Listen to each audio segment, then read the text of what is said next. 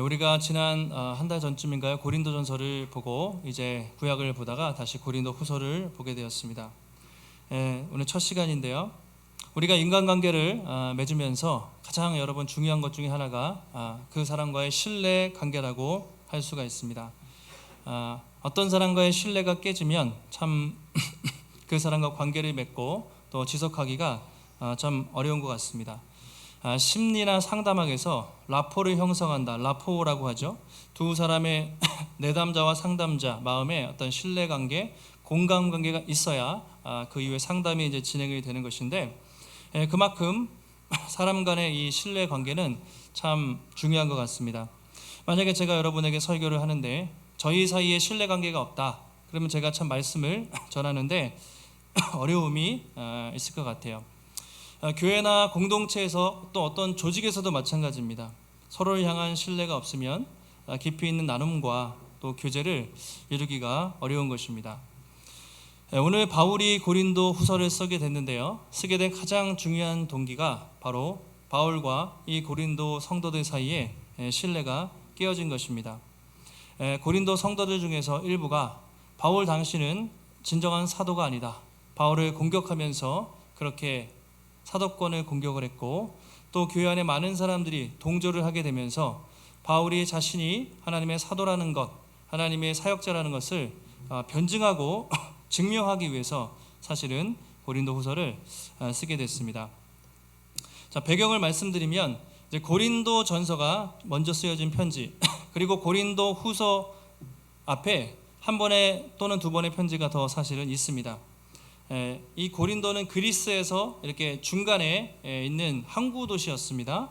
그런데 바울이 교회를 언제 개척했냐면 총 1차, 2차, 3차 세 번의 전도 여행을 갑니다. 마지막 로마까지 가면 4차로 가는데 2차 전도 여행 때 고린도에 지나다가 거기서 1년 6개월을 머물면서 텐트 메이커, 장막을 치는 일을 하면서 브리스가와 아굴라와 함께 교회를 이제 개척을 했습니다.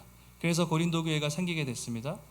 몇 년 후에 3차 전도여행을 가면서 다시 교회를 돌보고 교회를 세우는 일을 했습니다. 자, 그 뒤로 시간이 지났을 때 교회 안에 이런저런 문제가 생겼다는 소식을 바울이 듣고 사람을 보내기도 하고 또 편지를 써서 교회를 권면을 하게 됐습니다.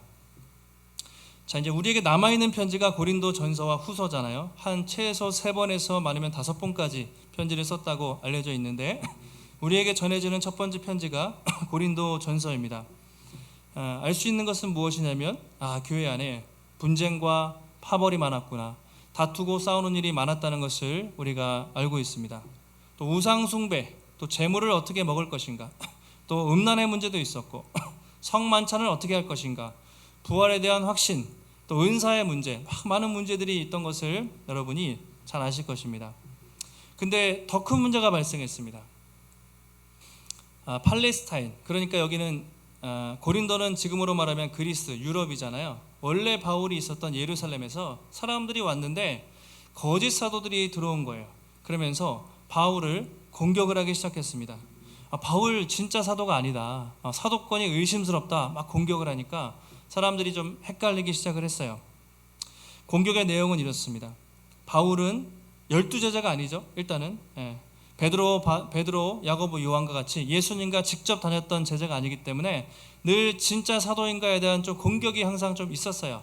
다메섹에서 예수님 만나서 회심했지만 진짜 12명에 포함되는 사도인가에 대한 그 늘 공격이 있었습니다. 그리고 바울이 교회를 떠났는데 우리에게 좀 관심이 없는 것 같다, 교회도 안 들리고 관심이 좀 없는 것 같아.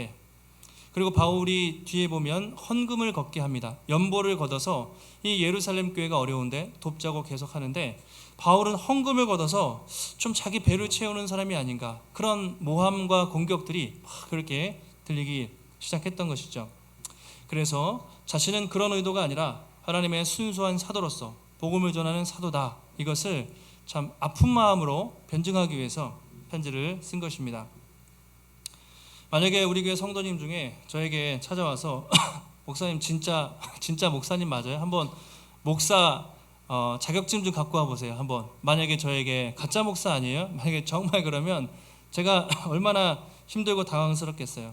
근데 고린도 성도들이 바울에게 실제로 그랬던 것입니다. 교회를 개척한 목회자인데 당신이 진짜 사도가 맞냐? 당신이 전한 복음이 진짜냐? 막 그렇게 공격을 했던 것이죠.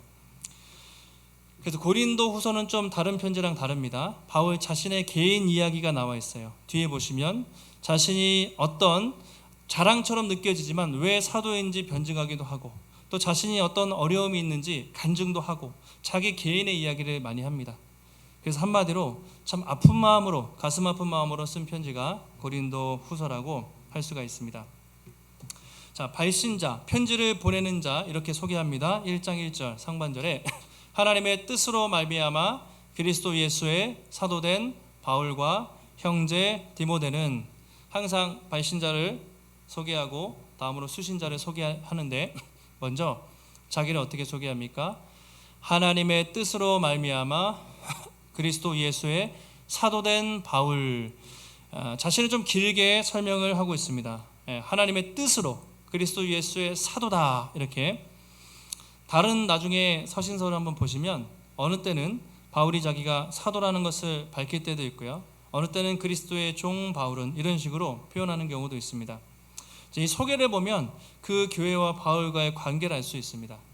자신이 사도라고 얘기하지 않는 교회들은 반대로 생각하시면 돼요. 교회와 관계가 좋았어요. 신뢰관계가 있었기 때문에 자기가 사도라는 것을 밝히지 않아도 평소에 관계가 좋았기 때문에 그리스도의 종 바울이 여러분에게 편지를 씁니다, 이렇게 시작을 합니다. 근데 고린도 후서는 공격을 받고 있잖아요. 바울 당신이 진짜 사도가 맞느냐 공격을 받기 때문에 바울이 나는 하나님의 뜻으로 말미암아 그리스도 예수의 사도, 하나님이 세우신 사도로서 이 편지를 쓴다고 자신이 사도임을 그렇게 밝히고 있습니다. 이게 뭐 그렇게 중요한 문제인가? 뭐 자존심 때문에 그런가? 바울이 왜 사도권을 주장을 하겠습니까? 중요한 것은 자존심, 그런 문제가 아니라 바울이 사도권이 흔들리면 바울이 전한 메시지가 흔들리는 거예요. 메시지가 뭡니까? 복음이잖아요. 예수님의 십자가 복음. 그래서 자신이 사도권이 흔들리면 자기가 전한 복음, 예수 그리스도의 십자가가 흔들려 버립니다. 그럼 다시 구약 율법으로 돌아가게 되죠. 너무나 중요한 것입니다, 사도의 권위라는 것이. 그래서 바울은 자기를 자랑하거나 증명하기 위해서가 아니라 자신이 전한 메시지, 이 하나님의 복음이 진리임을 지키기 위해서 자신이 하나님의 사도라는 것을 분명하게 밝혀주고 있습니다. 자, 다음으로 수신자, 받는 사람들을 이렇게 소개합니다. 고린도에 있는 하나님의 교회와 온 아가야에 있는 모든 성도에게 편지합니다, 이렇게 소개하고 있습니다. 바울은 고린도 지역은 도시죠. 도시, 고린도에 있는 하나님의 교회와 온 아가야, 아가야는 주를 말하는데 고린도가 도시라면 강원도, 충청도와 같은 그런 도를 말합니다. 그래서 고린도뿐만 아니라 온 아가야 주에 있는 모든 교회들, 그래서 이것을 좀 회람용 서신이라고 표현합니다. 때로는 한 교회에 주기 위해서 쓰는 경우도 있고요, 돌려서 보라고, 회람해서 보라고 하는 경우도 있는데, 여기서 고린도 교회와 그리고 온 아가야에 있는 성도들이 함께 이 편지를 읽기를 바울이 원하는 마음으로 편지를 썼습니다. 중요한 것은 하나님의 교회와 아가야에 있는 성도들에게 라는 표현입니다. 우리가 아시는 것처럼 여러분, 고린도 교회가 인간적으로 볼 때 참 문제가 많았잖아요. 그게 교회가 맞나 싶을 정도로 교회 안에 온갖 문제가 있고 영적인 어린아이들이 수두룩했습니다. 심지어 목사님까지 공격하는 마당에 그게 교회인가 싶을 수도 있는데, 바울은 그들을 향해서 하나님의 교회와 거룩한 성도들이라고 그렇게 편지를 쓰고 있습니다. 이게 하나님의 마음이죠. 인간적으로 볼 때는 참 부족한데 여러분 참 성도가 맞습니까? 바울이 마음속에 그런 생각이 혹시 들지도 모르겠습니다. 그런데 그리스도 안에서 여러분들 하나님이 세우신 교회이고 거룩한 성도들이라고 그렇게 높여주고 있습니다. 그래서 우리가 저희 교회뿐만 아니라 다른 교회들을 볼 때 참 교회들마다 참 문제가 있을 수 있고 성도들 또 어려움이 있을 수도 있고요. 때로는 그 교회가 정말 교회가 맞나? 싸우고 그런 소문이 들리는 교회도 있고요. 저 사람이 정말 성도가 맞나? 그런 생각이 들 정도로 정말 좀 죄송한 말로 참 어린아이 같은 그런 성도들도 가끔 있어 보여요. 근데 중요한 것은 하나님은 예수 그리스도를 믿기만 하면 그들도 교회로 보시고 그들도 하나님의 성도로 보신다는 것이죠. 늘 우리가 교회를 볼 때, 다른 지체들을 볼 때 그리스도 안에 있는 하나님의 교회와 참 소중한 성도로 우리가 이제 그렇게 보는 마음이 우리에게 필요한 것 같습니다. 자, 이제 소개를 마치고 본격적으로 편지를 씁니다. 3절 말씀 바울이 이렇게 이야기합니다. 같이 한번 1장 3절 읽겠습니다. 찬송하리로다. 그는 우리 주 예수 그리스도의 하나님이시오 자비의 아버지시오 모든 위로의 하나님이시며 찬송하리로다. 자, 이렇게 편지를 시작을 하고 있습니다. 바울은 편지 쓰면서 항상 습관이 있어요. 다른 서신서도 보시면 찬송하리로다 또는 감사합니다 이렇게 하면서 항상 편지를 여러분 시작을 하고 있습니다. 바울의 기본적인 태도였어요. 사실 항상 바울이 편지를 썼다는 것은 그 교회에 대부분 문제가 있기 때문에 편지를 쓴 것입니다. 아마 속으로 부글부글 끓는 마음이 있을 수 있는데 늘 편지의 서두에서 하나님을 찬송합니다 또는 성도들 여러분의 소식을 들으니 내가 참 감사합니다. 바울이 그렇게 시작을 하고 있습니다. 고린도전서에도 보시면 참 고린도전서 고린도 교회가 어려웠잖아요. 그런데 내가 여러분의 소식을 듣고 여러분의 은사가 충만하고 열심히 신앙생활한다는 소식을 듣고 감사합니다 하면서 고린도전서를 시작을 합니다. 에베소서 유명한 구절이죠. 에베소 교회에 편지를 쓰면서 바울이 뭐라고 합니까? 찬송하리로다. 하나님 곧 우리 주 예수 그리스도의 아버지께서 하늘에 속한 신령한 복으로 복을 주시며 바울이 하나님을 쭉 찬양하면서 기쁨으로 이제 에베소서를 쓰는 것을 알 수가 있습니다. 베드로도 마찬가지예요. 베드로전서를 읽다 보시면 맨 처음에 찬송하리로다 우리 주 예수 그리스도의 하나님이시여 하면서 기쁜 마음으로 하나님을 찬양하며 또는 성도들에게 감사하며 편지를 쓰는 것을 볼 수가 있습니다. 그래서 우리가 항상 여러분 예배를 드릴 때 또 성도들을 대할 때 또는 사랑방으로 모일 때 우리 마음속에 인간적으로 볼 때 참 충분히 부족함이 있고 서로 연약함이 있을 수가 있죠. 당연히 그럴 수 있죠. 교회니까 연약한 사람들이 모였는데 근데 우리가 다른 사람들을 대하는 태도가 정말 바울처럼 하나님이 수많은 교회 중에 이곳으로 불러주셨고 또 수많은 사람들 중에 나를 택하여 구원하신 이 공동체에 대한 이 감사 또 옆에 있는 지체들에 대한 그 감사 그 마음이 먼저 우리에게 좀 필요하다는 것을 알 수가 있습니다. 사랑방 모임 하시면 여러분 질문이 보통 3개 있는데 첫 번째가 감사 제목이잖아요. 오늘은 특별히 모임 하실 때 오늘 예배를 드리면서 주셨던 감사 또는 일주일 동안 살면서 정말 하나님이 나에게 허락하신 감사 불평, 원망, 기도 제목 이전에 정말 하나님께 대한 감사를 먼저 꼭 고백을 하시고 모임을 하시면 좋을 것 같아요. 자, 찬양의 내용이 무엇입니까? 3절에 아까 다시 한번 3절 띄워주시면 그는 우리 주 예수 그리스도의 하나님. 첫 번째 찬양의 제목이 우리 주 예수 그리스도의 하나님. 두 번째가 자비의 아버지. 세 번째가 모든 위로의 하나님이시여. 자, 한번 따라해 보실까요? 모든 위로의 하나님이시여. 자, 이 위로라는 말이 오늘 성경의 가장 핵심입니다. 여러분이 아마 펜을 가지시고 한번 딱 체크해 보세요. 눈으로만 보셔도 위로라는 말이 몇 번 나옵니까? 3절에서 7절까지만 해도 10번이 나옵니다. 얼마나 그 짧은 구절에서 위로에 대한 말을 계속 하고 있습니다.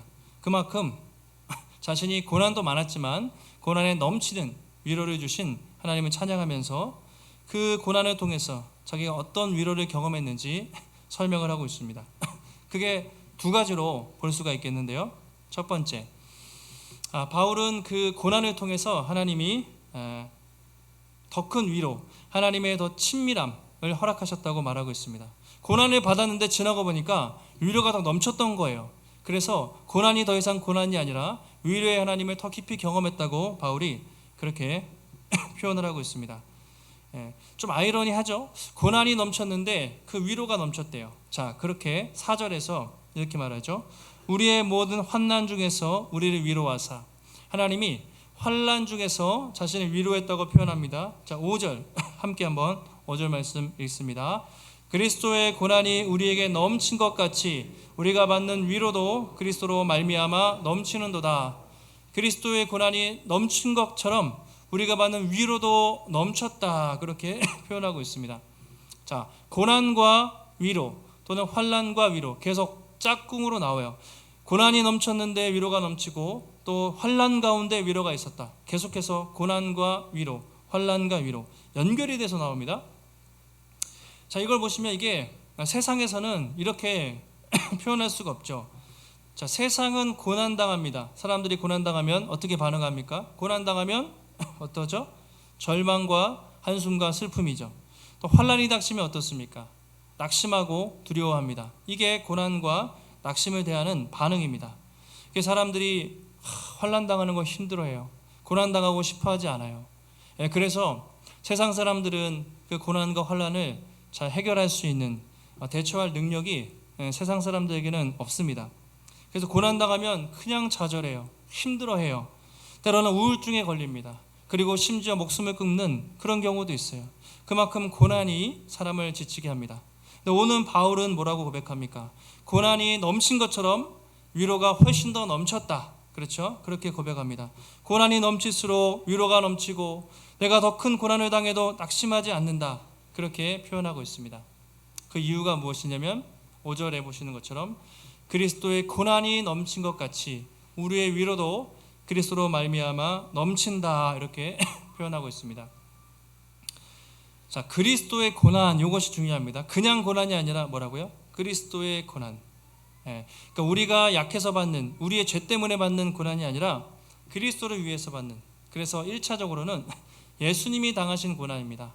우리의 죄를 구속하기 위해서, 우리를 죄에서 구원하시기 위해서 예수님이 십자가에서 달리신 그 그리스도의 고난, 그리고 예수님을 따르면서 주님을 신실하게 따르는 예수 믿는 제자들이 당하는 그런 고난.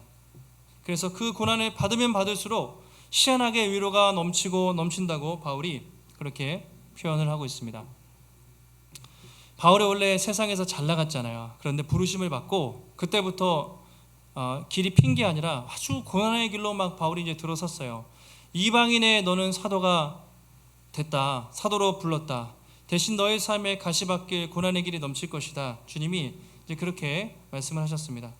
그래서 가는 곳마다 참 많이 힘들었어요. 그런데 가는 곳마다 희한하게 그 고난보다 훨씬 더 큰 위로와 하나님의 회복과 하나님의 그 만지심을 바울이 경험을 했다는 것이죠. 고난을 경험하면 경험할수록 좌절하고 낙심되는 게 아니라 그때마다 더 고난을 이기게 하시는, 승리케 하시는 하나님의 놀라운 위로와 회복을 바울이 더 많이 경험을 했다고 고백을 합니다. 그래서 바울이 고난을 대하는 자세는 이것이었습니다. 로마서 8장에 나오는 것처럼 현재의 고난은 장차 우리가 받을 영광과 좋게 비교할 수 없도다. 현재의 고난, 우리는 고난을 받습니다. 하나님은 우리가 예수 믿을 때 절대로 고난을 피하게 하시지 않지만 고난을 주시지만 결국에는 이 고난을 감당케 하시고, 그리고 우리가 마지막에 받을 그 영광에 비하면 정말 우리가 이 땅에 받은 그 고난은 너무나 티끌 같은, 좋게 비교할 수 없는 훨씬 더 큰 영광이 있기에 우리는 이 고난도 기쁨으로 감당할 수 있다. 이것이 바울의 고백인 것이죠. 기독교의 참 아이러니, 신비가 무엇입니까? 죄가 더한 곳에 뭐라고 표현되죠? 죄가 더한 곳에 은혜가 더욱 넘쳤다. 원래 죄가 있으면 어떻습니까? 심판이 있어야죠. 사망이 있어야 되는데 하나님은 죄가 더한 곳에 은혜를 더해 주셔서 우리를 구원하시는 분이시죠. 또 고난이 더한 곳에 절망이 아니라 위로를 주심으로 소망을 주시는 분. 이것이 예수 믿는 사람들만이 경험할 수 있는 하나님의 백성들의 축복이라고 바울이 고백을 하고 있습니다. 여러분 한번 인생을 잠깐 한번 돌아보시기 바랍니다. 여러분이 믿음이 가장 성장하고 여러분 하나님을 가장 뜨겁게 만나고 하나님의 위로를 가장 깊이 경험했을 때가 언제였습니까? 여러분 잘 되고 하는 것마다 정말 잘 풀리고 그랬을 때였습니까? 저는 밑바닥이었을 때, 인생의 밑바닥, 정말 내가 나의 죄 때문에 힘들어서 직면하고 몸부림칠 때, 또는 내 앞에 불안한 상황 때문에 정말 어떻게 할 줄 몰라서 하나님 앞에 기도했을 때, 그 인생의 밑바닥에서, 기도의 골방에서, 고난 속에서 하나님께 기도하고 부르짖었던 그 시간이 가장 하나님과 친밀하고 또 하나님의 위로를 가장 많이 경험을 했던 것 같아요. 그래서 이 위로를 경험한 사람은 사실 고난이 와도 그렇게 힘들지가 않습니다. 하나님이 더 큰 위로를 주실 것을 믿기 때문이죠. 바울이 오늘 첫 번째 그렇게 고백을 합니다. 두 번째, 바울이 고난을 통해서 받은 유익은요, 이 다른 사람을 위로하는 자로 하나님이 세우신다는 것이죠. 내가 고난받으면 그것으로 끝나지 않고 내가 성숙해서 다른 사람을 위로할 수 있는 위로자로 하나님이 세워주신다. 이것이 고난받는 자의 유익이라고 말하고 있습니다. 자, 1장 4절 말씀 한번 같이 한번 읽어보실까요? 시작. 우리의 모든 환난 중에서 우리를 위로하사 우리로 하여금 하나님께 받는 위로로서 모든 환난 중에 있는 자들을 능히 위로하게 하시는 이시로다. 첫 번째가 환난을 통해서 하나님의 위로를 경험하는 것이라면, 하나님과 더 친밀해지는 것이라면, 두 번째는요, 그 위로를 받고 상처가 회복되어서 환난 중에 있는 다른 지체들 있죠, 또 힘들어하는 사람들을 위로할 수 있는 위로자로 세우게 하신다는 것이죠. 바울이 정말 너무나 많은 고난과 어려움을 겪었는데 자기가 겪어봤으니까 그 힘든 사람들을 너무나 잘 이해하고 위로해 주는 거예요. 또 다른 사람들에게, 약한 사람들에게 위로자가 된 것입니다. 우리가 아는 격언 중에 상처가 별이 된다. 상처가 왜 별이 되겠습니까? 훈장이 되겠습니까? 상처는 아파요. 과거에 누군가에게 받은 상처, 어떤 말, 어떤 사람, 기억하기 싫은 사건, 이것이 우리에게 상처가 되는데 그것이 주님 안에서 잘 치유가 되면 별처럼 잘 회복되어서 또 누군가를 도울 수 있는 반짝반짝 빛나는 상처가 별이 된다는 것이죠. 여러분 잘 아시는 헨리 나우엔, 유명한 영성가 헨리 나우엔이 이제 고전이죠. 상처 입은 치유자라는 책에서 상처 입은 치유자, 그 제목에 다 담겨 있습니다. 그가 이렇게 얘기합니다. 그리스도인에게 상처는 다른 사람을 치유할 수 있는 도구입니다. 이렇게 얘기했어요. 한번 따라해 보실까요? 그리스도인에게 상처는 다른 사람을 치유할 수 있는 도구입니다. 내가 상처를 받아봤기 때문에, 그리고 내가 치유를 받아봤기 때문에 상처 입은 치유자로서 다른 누군가가 힘들어할 때 그 사람을 상담하고 도와주고 또 위로해 줄 수 있는 치유자가 된다는 것이죠. 그래서 우리가 참 그 신앙생활하면서 고난받고 위로 어려움을 당할 때 그것이 잘 준비가 되어서 또 다른 사람들에게 위로가 될 수 있는 그런 상처 입은 치유자가 될 수 있다고 말하고 있습니다. 제가 사역하면서 정말 이렇게 아이들부터 어르신들까지 계시니까 이렇게 기도 제목이나 가정의 얘기를 들으면 참 힘들어한 제목들이 참 많이 있어요. 가끔 제가 이제 경험한 것들은 제가 이렇게 설명을 또 좀 도움이 될 수 있는데 제가 경험하지 않은 것들, 참 어려운 일들이 많이 있습니다. 그때마다 제가 참 어떻게 도와드려야 될까 사실 고민이 많아요. 때로는 제가 사역을 해보니까 꼭 목회자가 아니라도 목사님이 교육자가 신방하는 것보다 정말 나이가 지긋한 권사님들은 그 70, 80 평생 얼마나 많은 상처와 또 그 회복과 그런 산전수전을 겪어 오셨겠어요. 그분들이 두 손 잡아주고 이렇게 눈물을 흘리고 공감하는 것, 그것만으로도 사람들이 좀 위로를 경험할 때가 있습니다. 상처 입은 치유자의 위로가 되는 것이죠.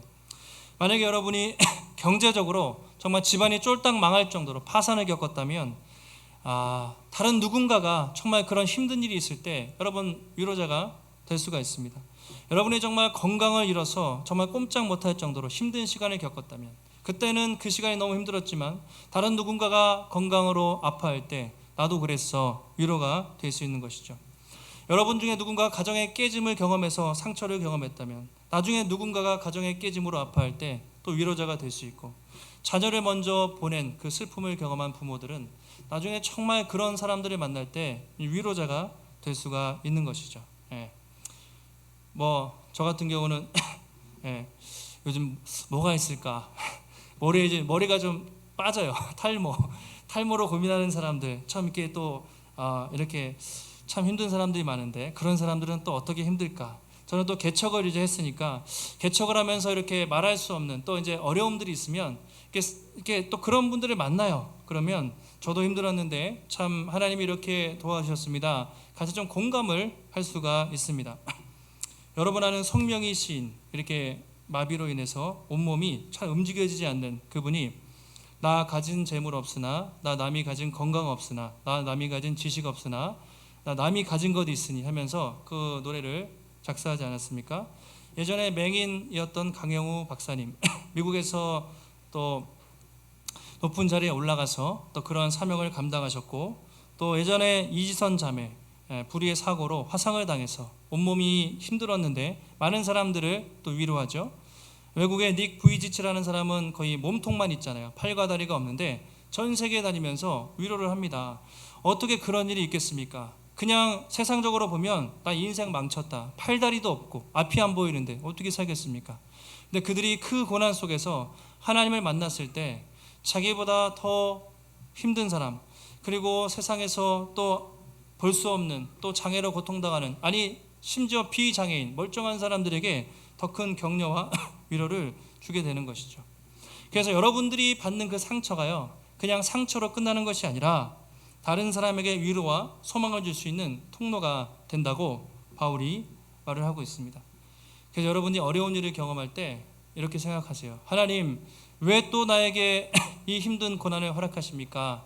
원망과 불평이 아니라 주님, 이 시간을 통해서 내가 하나님과 더 가까워지고 하나님과 더 친밀해지고 주님의 위로를 더 경험하는 시간이 되길 원합니다. 내가 이 어려운 시간을 잘 극복해서 나중에 누군가가 힘들어할 때 내가 그 사람에게 도움을 줄 수 있는 그런 사람이 되길 원합니다. 상처 입은 치유자, 상처 입은 위로자가 되길 원합니다. 그런 마음으로 우리가 좀 기도하면 좋을 것 같아요. 바울이 마지막으로 이 고난을 통해서 얻은 교훈을 이렇게 결론적으로 8절 9절에서 이렇게 이야기합니다. 형제들아, 우리가 아시아에서 당한 환난을 너희가 모르기를 원하지 아니하노니 힘에 겹도록 심한 고난을 당하여 살 소망까지 끊어지고, 9절 함께 있습니다. 우리는 우리 자신이 사형 선고를 받은 줄 알았으니 이는 우리로 자기를 의지하지 말고 오직 죽은 자를 다시 살리시는 하나님만 의지하게 하심이라. 바울이 너무나 큰 고난이 많았습니다. 힘들었죠. 아시아에서 당한 환난을 여러분들이 알길 원한다. 아마 수많은 환난 중에서 아마도 에베소에서 폭동을 당해서 정말 죽을 수밖에 없는 그 사건을 염두하고 있을 수도 있습니다. 구체적으로 알 수 없지만 수많은 사건들이 그를 죽음으로 몰아넣습니다. 얼마나 힘들었으면, 내가 살 소망까지 없었습니다. 내 마음에 사형 선고를 받아서 나는 정말 죽고 싶습니다. 죽을 수밖에 없습니다. 그렇게 생각하기도 했다는 것이죠. 여러분, 얼마나 힘들면 바울이 마음에 사형 선고를 받은 것 같이 이렇게 표현을 했겠습니까? 여러분, 인생을 살다가 복음을 전하다가 정말 그런 생각 해보신 적 있습니까? 더 이상 못 살 것 같아, 나 정말 죽을 것 같아, 사형 선고, 이렇게 여러분 생각한 적이 있습니까? 오늘 바울은 그 힘든 시간을 통해서 하나님이 깨닫게 해주신 것, 이것이 중요합니다.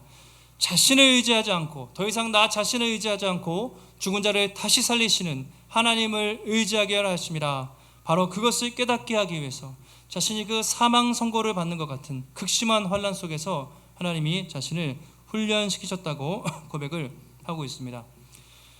여러분, 바울이 인간적으로 엄청 훌륭한 사람이에요. 아시죠? 최고의 학벌, 당대 최고입니다. 스펙을 가지고 가문 집안 부족할 것 없이 빠질 것 없는 사람이었습니다. 아마도 그가 예수님을 만나기 전까지는 떵떵거리면서 바리새인처럼 자기의 스펙과 자기의 종교적인 열심과 자기의 의로움을 자랑하면서 그렇게 살았습니다. 다메섹에서 예수님을 만나고 그가 꼬꾸라지면서 그때부터 고난이 시작됐습니다. 복음을 전하면서 수도 없이 두드려 맞고 또 헐벗고 굶주리고 파손하고 태장으로 맞고 죽을 만한 수많은 고난을 겪으면서 그가 깨달은 것은 무엇입니까?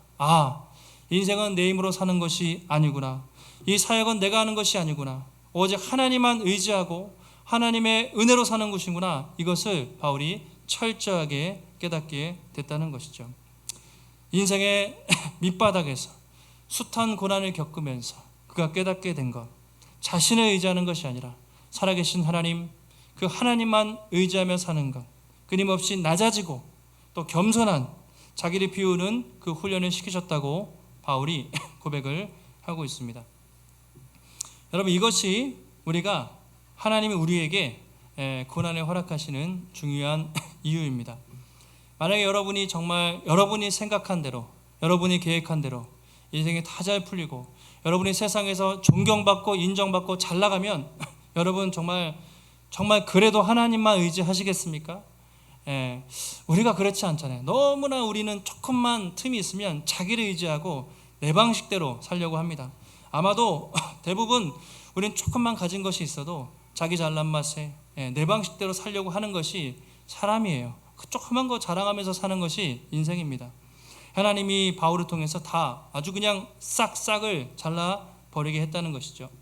만약에 저도 인생이 제가 처음부터 목사가 될 계획은 전혀 없었으니까 제가 계획한 대로 살았으면, 잘 풀렸으면 목사가 됐을까 잘 모르겠습니다.